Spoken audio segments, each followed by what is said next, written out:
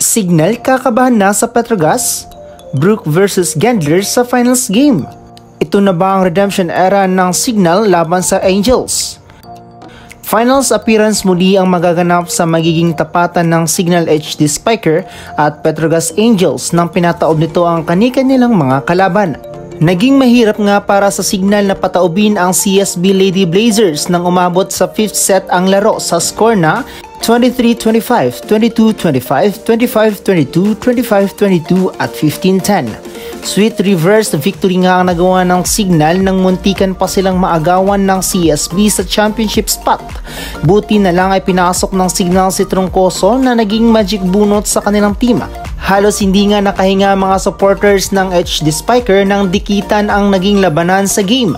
Pumapalag naman ang CSB kahit sabihin pa natin collegiate team ang mga ito, ngunit naging kasapi na nga ng Farm Fresh ang ibang miyembro nito last PVL conference kaya't ganun-ganun na lang kagaling ang mga laro ng mga players dito. Ngunit sa side naman ng Signal ay si Troncoso nga ang naging player of the game with 17 points from 13 attacks, 1 block and 3 service aces. Ngunit di nga lang si Troncoso ang bumubuhat ng team dahil sinamahan rin ito ni Namses Molina at Rere Meneses with 13 and 12 points respectively. Samantala di naman nakayanan ni Pascual na buhatin ng kanyang team at nag-uwi lamang ito ng 18 points para sa kanyang koponan.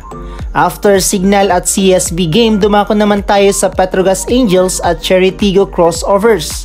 Kung saan ay di nga nakayanan ng Cherry na patumbahin ang nagbabagang Angels at tinapos lamang ang laro within 3 straight sets sa score na 25-21, 25-19 at 25-14. Pinangunahan nga ni Brook Van Sickle ang koponan at kumamada ito ng 17 points in 15 attacks and 2 aces.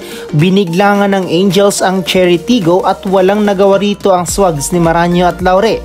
Di nga naging effective ang mga plays na gawa ni Gagante kaya tumaas ang pag-aarangkada ng Angels. Isa na siguro sa mga highlights ng laro ay ang mga nagagawang placement ni Brook at mga defense nito na naging pahirapan para sa Cherry na makapuntos. Maliban nga kay Brook ay maganda rin ang galawan ni Ivy Perez nang pinaikot nito ang bola kaya't hirap ang Cherry sa kung sino ang kanilang babantayan.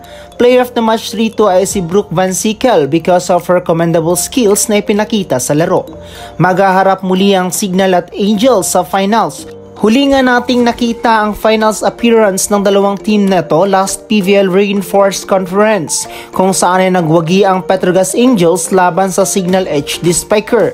Ito na nga siguro ang redemption era ng Signal kung matatalo nila muli ang Angels.